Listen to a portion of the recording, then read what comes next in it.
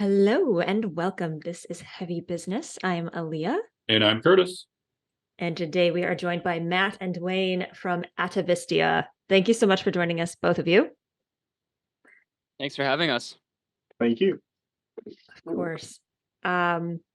Before we dive into all of my questions about promo and such, would one of you like to give an introduction to your band, what you sound like, and kind of where you're at in your career? Sure. Well, we're Atavistia. It was I formed the band in 2017 as like a bedroom project, and then 2018 I started getting members together to start playing live, and yeah, we just released our third album, Cosmic Warfare, and yeah, about where we're at level-wise, I feel like it's just starting to cross the threshold of epicness. Yeah, that's a fair descriptor. Yeah. And your sound is very I know you're classified as a melodic death metal band, but you've definitely got a lot of orchestrations and symphonic elements in there, kind of a la Winter Sun. I call it symphonic for pure full disclosure a minute before you guys got on, just so you know. That's okay.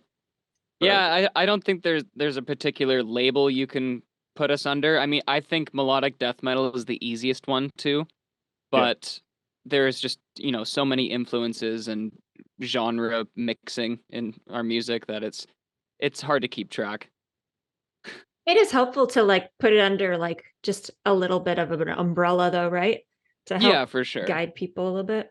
Yeah, that's why I think melodic death metal is the perfect fit, because it's not just straight up death metal, but it's not as, as AB as some melodic death metal is. So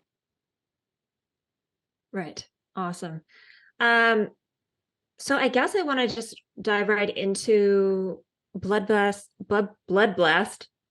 distribution. You guys had was it just your most recent album that was distributed through Bloodblast? Yeah. Would you be willing to give us a little bit of a description of how you set that up, what they did and didn't do for you? Sure. Dwayne, do you want to handle this one? Yeah, sure. Basically, we have a really awesome booking agent. She's really investing in us and helping growing the band. And one of the ways for us to get better shows, and we also really push for festivals in Europe, was for us to be on a label. So what she did last year is she went out to bat for us as she was going to certain festivals with the rest of her act. She's trying to basically pitch us a different A&R. A lot of labels weren't interested, but Bloodblast were interested, so she put us in contact with them, and yeah, so that's how we got hooked up with Bloodblast. They're basically just a distributor under a bigger umbrella of Believe, with also under the umbrella of Nuclear Blast. So we do have an A&R rep, but there's also some good back end that DistroKid doesn't really offer. So we can have a look at a lot of analytics and stuff like that. And it's good to also for us to have a contact that we can talk to in regards to just getting advice on releasing our music rather than just uploading to DistroKid and hoping for the best. I had a couple follow-ups on that, sure. Because again, if you don't want to get into any of this, that's totally fine. So a lot of people seem to think Bloodblast is a label. We all know it's not a label. Kind of four of us. Dwayne, if you're willing, can you kind of go over the difference between getting on distro like that versus what you kind of would have expected from a label? What's kind of the differences, I guess, from your viewpoint about doing something like that? Well, they're straight up digital distribution. So they do take a cut of our digital streams. I'd say they're different to having a label because they don't help front any sort of money. Basically, they don't front any sort of money. We just basically have them because it helps with our distribution and because it gives us sort of the cred to be under the umbrella of Nuclear Blast. It's To be honest, we haven't really noticed much difference between going from Bloodblast, like going from DistroKid to Bloodblast. It's more just sort of credibility, and having that contact where we can sort of bounce ideas off. Yeah. Do you feel like it has helped your streams at all, or not even that? I'd say it has, but I think the quality of the music's also helping. Yeah. Quality of the music is by far the most important thing. They got reviewed like everywhere, like 4 out of Yeah. 5, 9 out of 10. So yeah. So, I mean, on our podcast, we talk a lot about promotion and marketing, and it does ultimately come down to how good the music is. But we don't usually talk about that on the podcast because it's not something. I don't know. Do you feel like that's something that you can even advise people on, like how to write better music? I don't know, Matt. Can you tell someone how to write some better music? Without sounding completely egotistical and narcissistic, let's see. I don't know. There's just a certain point when you're writing music that you know that something clicks, or if it doesn't, if you're struggling on a part over and over and over and over again, and it's just not, it's not clicking, then it's probably not the best section for the song. Or if you finish a song and you play it back and nothing jumps out to you that would stand out from other bands or gives you goosebumps when you listen to it, then it's, it's probably not the best song. So, you just really have to dive into it, and a lot of trial and error. It's usually the best way to put it. Yeah. Well, and I guess, like, what are the things that you're going to be doing differently moving forward when it comes to evolving your sound and growing as a songwriter? Well, there's a lot, so we'll let you guys in a little bit what we're doing. So yeah, we just released Cosmic Warfare, but we have like if you want to call it the second part to Cosmic Warfare, that's all written. And then we have an EP and then another album we're working away here and there on, but I don't know. I kind of got the idea to just kind of branch out to different specific genres just to test the waters a little bit. So this EP that we're working on, it's a lot of like blackened death metal and more black metal, and then the follow-up album to Cosmic Warfare is a little similar, but I would say again darker. And then the album after that, it's a lot more folky and uplifting. So it's I don't know, when I'm writing, 1 minute I'll write something that's really dark and disturbing, and then the next minute I'll write something heroic and triumphant within, I don't know, a couple days span of each other. Sure. The spectrum of human emotion is vast. Exactly. It's best to tap into all of it. So speaking of going folkier, that's a perfect segue into talking about your European tour with Skálmöld Metsatöll. Would you maybe give us a little insight on how that kind of came about? Dwayne, your turn. Yeah, so how did I come about? I think this is more sort of come about from the tours that were offered during COVID that we weren't able to commit to.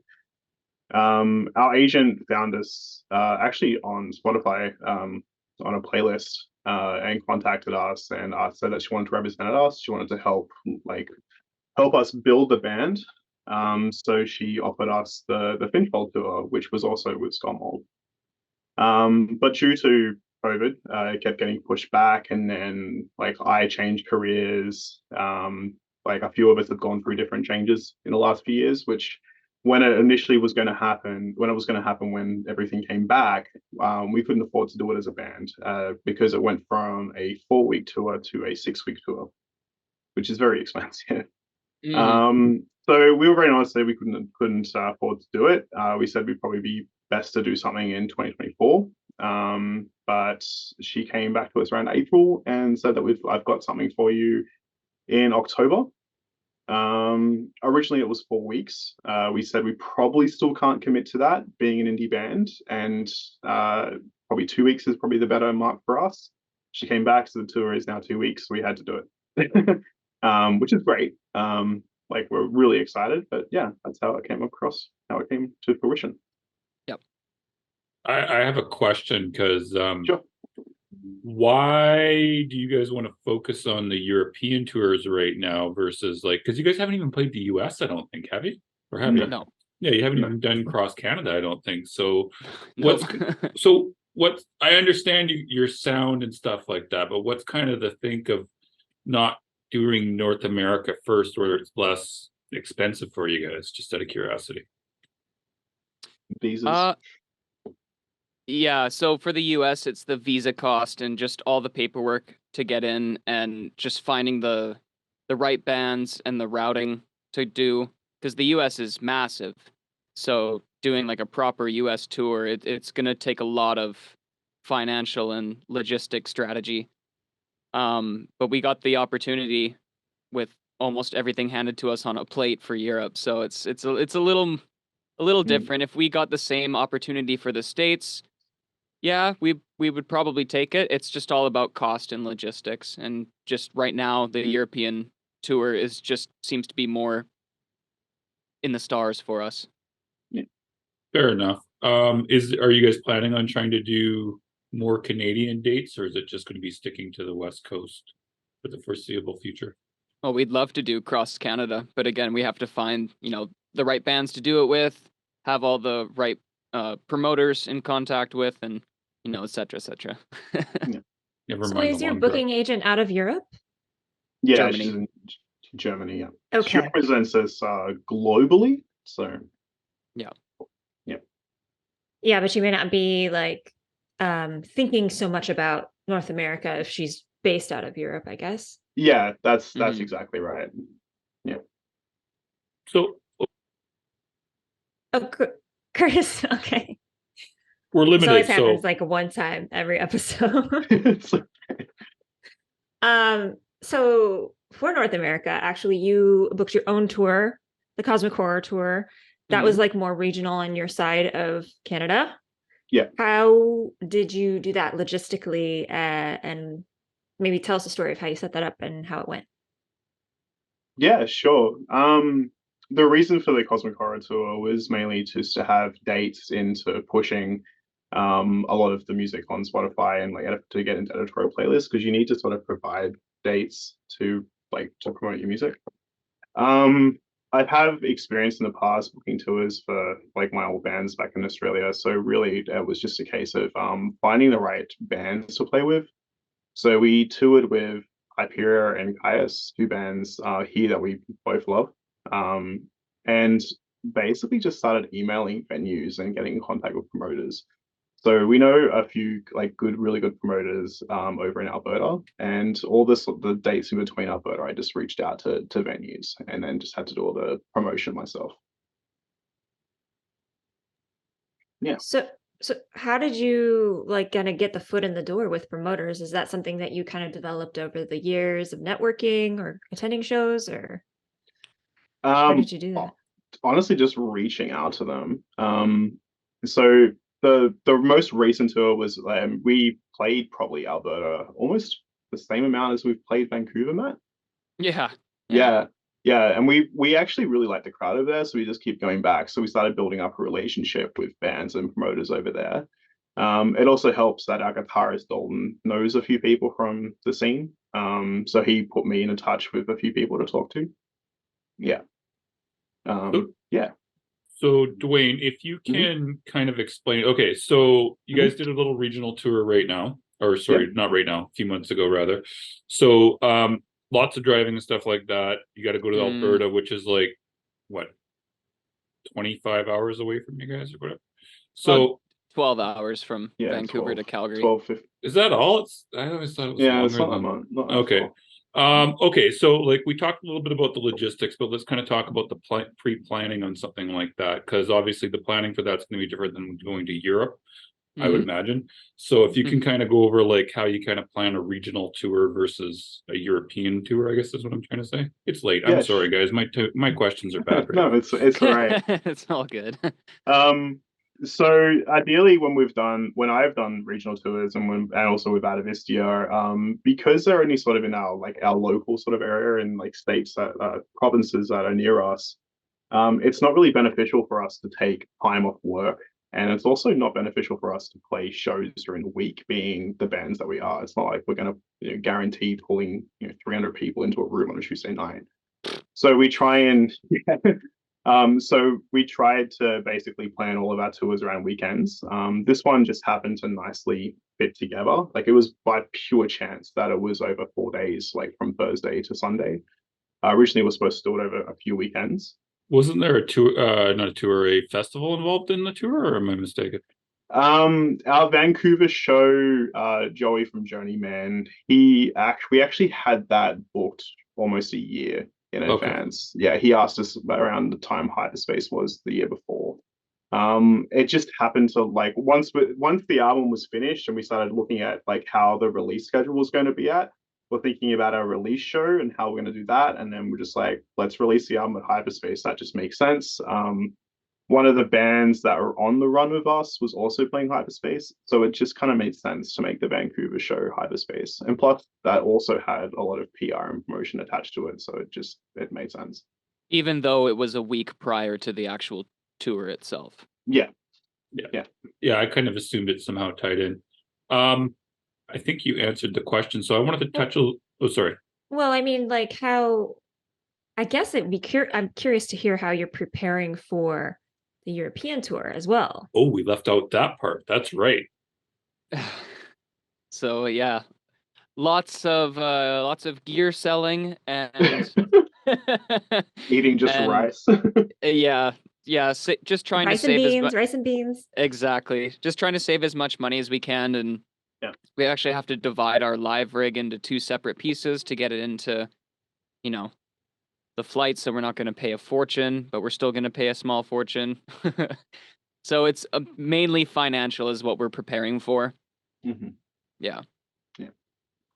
Okay, so I wanted to go into, because we got about 10 minutes left, the promotion angle of things. So obviously we handled your guys' PR for the last 2 albums. Obviously I don't really want to touch on that angle too much because that's kind of what we did, but obviously you guys were involved. So what do you feel like you guys did on your end that really assisted getting the band better known in terms of promotion with magazines and blogs and that type of stuff? Well, I think around the time that the album Cosmic Warfare came out, we were very on point, well, as best as we could be on social media, which we're not very good at to begin with. So, but it was still better than what it was before. And I feel that helped quite a bit. And just, whenever we'd have interview questions, just go into depth and be really honest and not give short answers. Just, fully in-depth answers. And What about the social media end of it, though? Because you guys were doing quite a bit on social media at one point. Yeah, it was just building up the material to be consistent for that time period. And I mean, we should probably just be consistent like that all the time, but it's a lot of work. I hate that aspect so much. If I had the choice, I'd like to go back to like 2004 and have nobody know what we even look like. I have a secret weapon, kind of. My partner is digital project manager, so we can sort of bounce ideas off her, and how we should sort of attack things. So that sort of helps us out a lot as well. So because so you guys got the tour coming up fairly soonish. So what do you guys kind of look at as being your job right now? In order to get more attention for that tour and for getting more people to, come check you guys out in Europe specifically? Again, be more active on social media, promote the event links and ticket links. as much as we can, and try to reach out to like Facebook groups that are in those cities and do promotion through that as well. Cool. Yeah. Again, it's all something we really don't like doing, but we have to do it. So yeah. And then one other thing on the PR end of things. So you guys had that shirt you guys did. If you guys want to talk about that, that was like hilarious. But oh yeah, Aaliyah, do you know what I'm talking about? Remind me. I probably do, but I've forgotten. I'm sure one of these guys will be happy to remind you here. Sure. So it's the Hell Sauna T-shirt that has all of us in a sauna plus one extra special person kind of melting away, and then on the back, yes, and on the back it says "We know" in a particular text. So basically, we kind of were just joking constantly about how we're producing music faster than said band. And then one day in a truck going back from rehearsal, we just kept bouncing ideas off on like how like such and such is going to be on this inside the sauna dying while we're enjoying what we're doing. And then we joked around about making it a t-shirt, and Dalton just jumped on and spoke to both Bradshaw, and within like 20 minutes, half an hour was happening. So yeah. And I think the idea actually dawned from, I was watching one of Donnie from Aether Realm and Cradle of Filth's Twitch channels, and we were just talking on there, and he said, he was telling everybody else in the chat that we sound a lot like Winter Sun, and that we should, really dive into it in a comical sense and maybe make a shirt that says "We know" or something. And so I just kind of went like, yeah, let's do it. I actually just wanted to touch on this for a couple of minutes here because I'd never really listened to much Winter Sun prior to talking to you guys. I still haven't listened to a ton of it, I'll confess, but I did because you guys kept telling me you were like Winter Sun fans and people kept comparing you guys to them. How do you guys kind of use that to your advantage? How are you guys using this? Because it is very similar in style. They don't really put out very much music. Is there something you guys are doing to have Aaliyah? Come on. Is there something they don't really put out much music? They don't. They don't. Okay, understatement of the year. Anyways, I think you guys know what I'm trying to say here. I'm going to be quiet because yeah. No, that's totally fair. And I don't ever want to badmouth Yari. Like I've met him and spoke to him in person, and he knows about us too. And like I even asked him. He does. Yeah. So I Yeah. asked him, is like, I know we sound similar to you. Is that a problem? And he's like, no. It's like every band sounds like another band for their first 3 to 4 albums, and then it starts to really get their own sound after that. So don't worry about it. Oh, that's a nice thing to say. Yeah, but back to your question of what we're doing to kind of, I don't know, I don't want to say we're filling a void that's left in Winter Sun's shoes. You're but filling a void. You might as well just say it, dude. We are. You are. You yeah. are. Let's be real. 'Cause it's 100%. like bands like Winter Sun, there are so many bands in different genres that are like the one-off that everybody goes to, and Winter Sun, in my opinion specifically, is so unique in that regard that no matter what, if you write one similar riff, you sound exactly like them. Yeah. And it's just kind of, we want to expand that genre even more, because there's not a lot of bands that are doing it. There are now, granted, but back when Atavistia first released One Within the Sun, for example, I do admit it was pure Winter Sun worship. I'll say that right now. But, just got to expand that genre, because that's my absolute favorite genre, whatever genre that is. Yeah. Symphonic death metal. Yeah. No, I mean, well, yeah, symphonic death metal. I mean, Blackened. I like the tag epic melodic death metal, or epic metal death. I feel like that's a good tag for us. Yeah. I don't think it's really Blackened. Winter Sun's not really blackened. I would say they are. I would say. No. Well, I'm not the musician, so I'm outvoted. So whatever. Yeah. Whatever. Not really. I think I don't know. Winter Sun's, melodies and lyrics are all about nature and space and time. And, you know, it's a generic concept, all of those things. A lot of bands write about that kind of stuff, but I just think Winter Sun did it in such a unique way that, you know, I think it's okay for other bands to start jumping into that pool as well. Yeah. I have a final question because I know we're almost out of time. But okay, so you guys already talked about your future plans. So let's just kind of go back to the tour for a second here. Can you guys just do a little plug on that, kind of go over where you guys are going, that type of thing? Oh, I'd have to get the dates up. Sure. Well, while Dwayne's getting the dates up, we arrive in Europe on October 11th, and then we head up to Denmark for our first show in Copenhagen. And then from there, we bounce back and forth in and out of Germany, throughout France, Switzerland, Austria, Hungary, Slovakia, and Poland. Which country are you most excited to go to? I think me personally is Denmark and Slovakia. I would say, yeah, Denmark and Germany for me, just because Germany's a pretty vast country. There's a lot of different cities that we're going to be playing in, and that are very different from one another culture-wise and even language. So yeah, for sure. And then actually, I got one final question. You guys got to make it quick because we got 1 minute. Yeah, no problem. How do you feel when people think that you guys are a European band and not Canadian? Well, I am a European citizen, so it's. Oh, I didn't know that. He's actually Finnish. I didn't realize you actually were from there. I knew you had the name. Well, I didn't realize you were. It's a long story that we'd need to have more than 1 minute, but I was born in Canada, grew up a little bit in the States, moved back to Canada, but obtained citizenship and my passport through my grandfather, who was from Finland. So okay, fair enough. Then my question is invalid.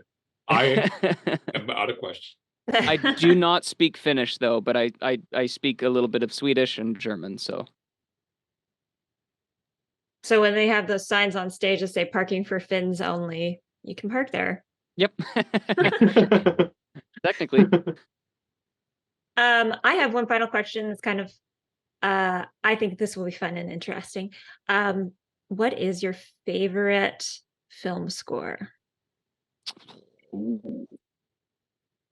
Holy crap. Well, anything from Star Wars or Lord of the Rings are my top two. Like those two. Okay.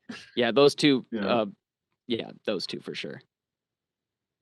Dwayne, any different answers or just the same? No, definitely different. I can't think of his name right now. It's the guy that he worked under Hans Zimmer, and he's currently the composer. He composed Tenet and Oppenheimer and stuff. He is incredible. Yeah. Oppenheimer was very, very. I still haven't seen it, but I hear the music. I hear the music's really good. Well, you got to see it. You got to see it.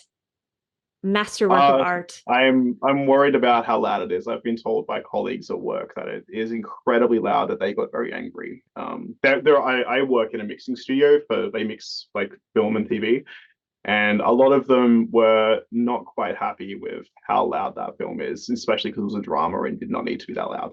I feel like Dwayne, you're in a metal band, so you're probably going to be fine. Dwayne, just be the film nerd that you are and wear ear protection in the movie theater. Oh, 100%. I had my hands like this during Tenet. Like, it was crazy. Great advice. Great advice to wrap things up. Yeah. And thank you so much for coming on and talking to us about all that. And everyone listening, thank you for listening. And until next time, make like a bull and throw those horns up.